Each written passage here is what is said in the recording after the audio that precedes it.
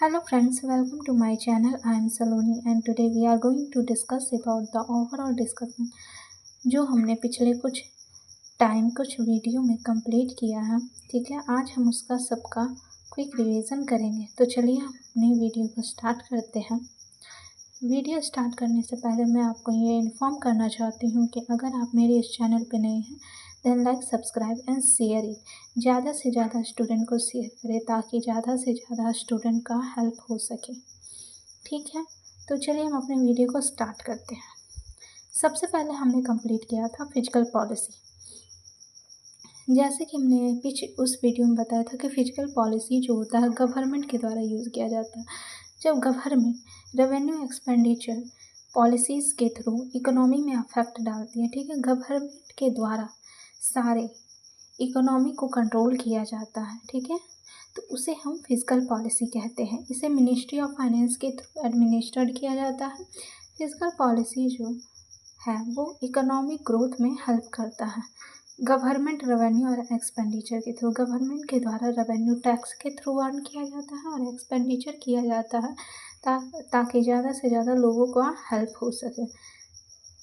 Policy instrument की बात करें तो इसमें टैक्स रेट आता है और गवर्नमेंट स्पेंडिंग आता है। तो फिजिकल पॉलिसी आई होप आपको अच्छे से क्लियर हो गए होंगे। अब मॉनेटरी पॉलिसी में हम चलते हैं।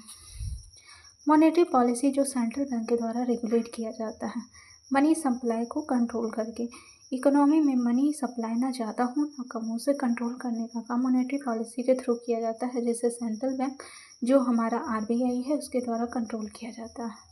ठीक है, the changes in the monetary policy depend on the economic status of the nation है।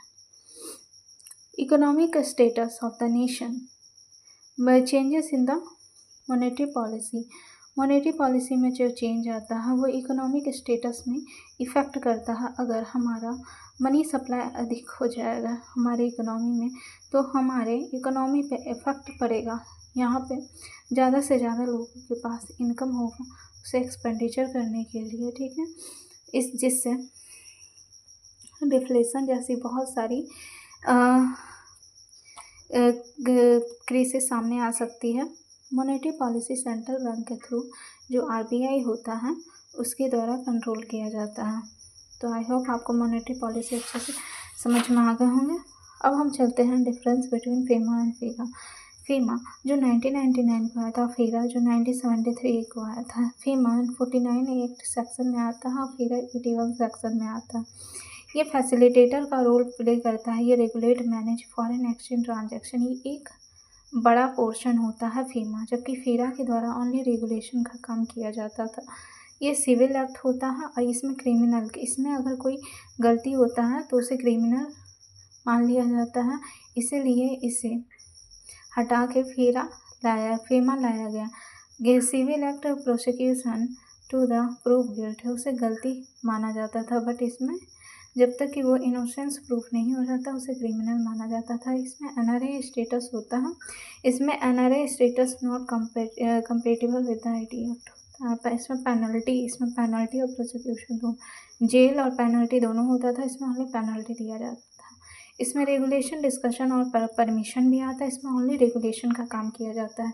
ये एक छोटे रूप में कंसीडर किया जाता था क्योंकि इसमें ओनली रेगुलेशन का कार्य किया जाता था और इसे क्रिमिनल एक्ट के थ्रू कंसीडर किया जाता था। इसीलिए फेरा को हटाकर जो 1973 में आया था उसे हटाकर फीमा लाया गया 1999, जो इसका न्यू वर्जन है और इसके हर कमी को पूरा करता है। अब हम स्टार्ट करते हैं। What is the international business. International business जैसे कि मैंने उस वीडियो में बताया था कि इंटरनेशनल बिजनेस होता है जब business transaction more than one country होता है, उसे हम इंटरनेशनल बिजनेस कहते हैं।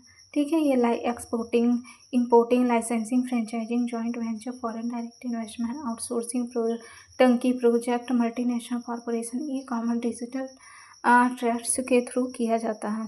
ठीक है, इंटरनेशनल बिजनेस में होता है जब हम बाइंग और सेलिंग करते हैं रॉ मटेरियल, फिनिश गुड्स या कोई बिजनेस सेटअप करते हैं बॉर्डर के बाहर, ठीक है, अदर कंट्री में, तो उसे हम इंटरनेशनल बिजनेस कहते हैं।